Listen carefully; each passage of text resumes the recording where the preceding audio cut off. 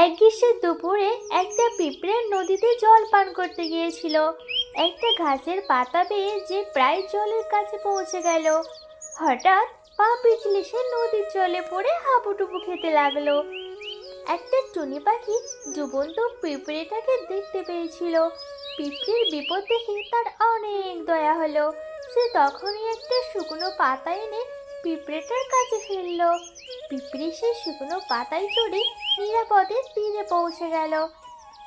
একদিন পিঁপড়ে দেখলো এক শিকারী টুনি পাখিটাকে লক্ষ্য করে তীর ছুঁড়তে যাচ্ছে। উপকারী টুনির বিপদ দেখে পিঁপড়ে তখন শিকারীর পায়ে ফুটুস করে কামড় দিল। পিঁপড়ের কামড় খেয়ে শিকারীর হাত কেঁপে গেল, তাই তীর লাগলো না টুনির গায়ে। এই সুযোগে টুনি ফুরুত করে উড়ে পালালো। একবার একটা বাঘের গলায় একটা হাড় ফুটেছিল। এই জন্য বাঘের গলায় খুব যন্ত্রণা হয়েছিল। যন্ত্রণায় অস্থির হয়ে বাঘ বনের মধ্যে ছুটাছুটি করতে লাগলো। যে প্রাণীর সঙ্গে তার দেখা হয় তাকে সে বলে, ভাই রে, আমার গলা থেকে হাড়টা বার করে দাও না। কিন্তু কেউ রাজি হয় না। অবশেষে বাঘ একটা বকের কাছে গিয়ে বলল, তুমি যদি আমার গলা থেকে হাড়টা বের করে দাও তবে তোমায় পুরস্কার দেব।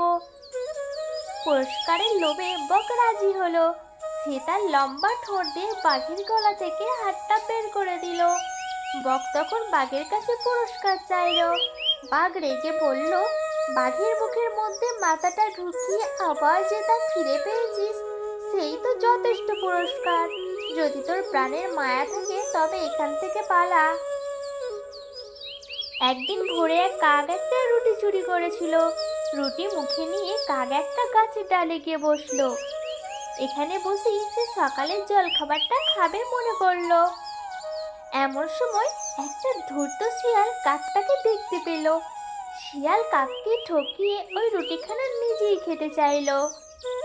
তাই সে গাছটার তলায় গিয়ে কাককে শুনিয়ে বলতে লাগলো, সুপ্রভাত সুপ্রভাত, আজ আমার কত ভাগ্য ভালো, তাই আপনার মতো সুশ্রী কাকের দেখা পেলাম। আমার মনে হয় আপনার যেমন সুন্দর রূপ তেমনই মিষ্টি আপনার গলা। নিজের প্রশংসা শুনে কাক খুব খুশি হলো। সে তার মিষ্টি গলা শিয়ালকে শোনাতে চাইলো। কা বলে যেই না গান ধরলো, অমনি তার মুখ থেকে রুটিটা মাটিতে পড়ার আগে শিয়াল তা লুফে নিয়ে বনের মধ্যে পালিয়ে গেল।